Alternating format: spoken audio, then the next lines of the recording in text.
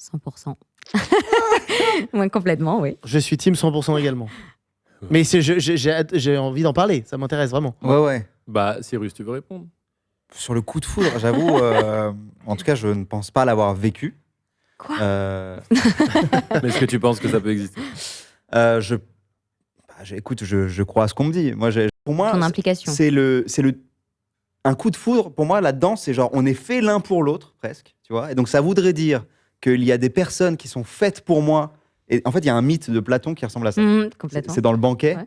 Et il raconte un mythe qui est qu'en fait, à la base, les humains sont qu'une seule forme, une boule en fait, avec 2 têtes, 4 bras et 4 jambes. 4 jambes.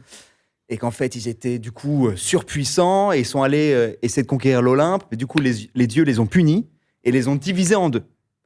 Et donc, cette boule qui était à la fois homme et femme se retrouve séparée. Et donc, c'est les âmes sœurs en fait. C'est-à-dire que ton âme sœur, c'est ce qui était à la base avec toi dans la boule. Mais moi, j'ai vraiment ressenti ça. Mais c'est pas mon cerveau qui a décidé. C'est pour ça que je te parle de cette partie du corps, parce que j'ai bien senti que c'est pas logique, c'est pas un calcul, c'est pas un truc de est-ce que ça devrait ou pas. Oui. Et moi, j'ai vraiment ressenti ça avec ma femme aujourd'hui. Je sais que quand je l'ai vue, et je me le suis dit, et elle me l'a dit, c'est pour toute la vie, je le sais, c'est fini. Instant.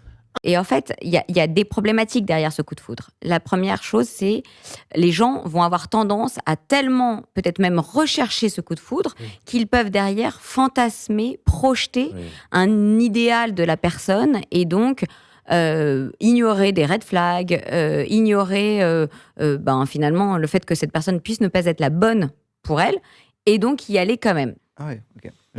Je connaissais pas ce mythe. Attention. Mais non, mais oui, voilà, c'est intéressant. Et je rassure aussi les gens, je précise aux gens que même dans le cas où on a l'impression que c'est un coup de foudre, ça ne n'empêche pas qu'il faut communiquer, discuter, remettre en cause, faire des preuves d'amour, qu'il faut gérer son couple.